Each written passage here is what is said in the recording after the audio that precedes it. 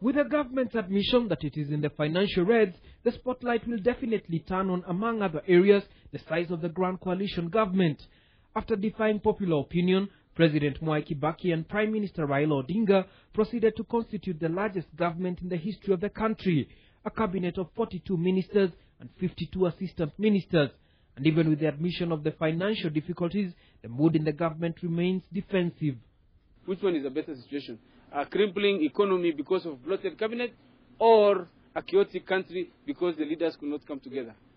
That now we are no longer fighting. Let us reduce the number of cabinet ministers.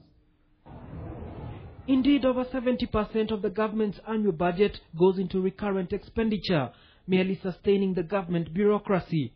With a larger government came an increase in this cost, especially in providing the trappings that come with power. A flashy new fleet of guzzlers for the President, Vice President and Prime Minister's motorcades and their attendant security escorts. An attempt by former Finance Minister Amos Kimunya to limit the number and consumption capacity of the vehicles in use by top government officials was met with resistance. Even after some of the guzzlers were withdrawn with a pledge that they would be auctioned, the public never got to hear of any such auction. That maybe in future, tax compliance becomes a requirement for elective office, so that if you seek elective office, you seek tax clearance from the tax authority, so that then that way you have the moral authority to administer on the taxes.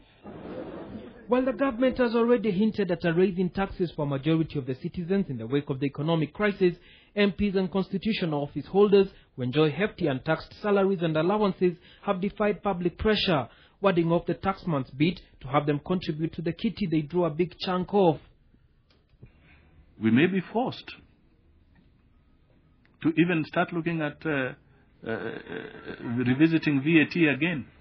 And as they advise Kenyans to tighten their belts, those in government will certainly be expected to lead by example. Nitondebu, KTN Prime.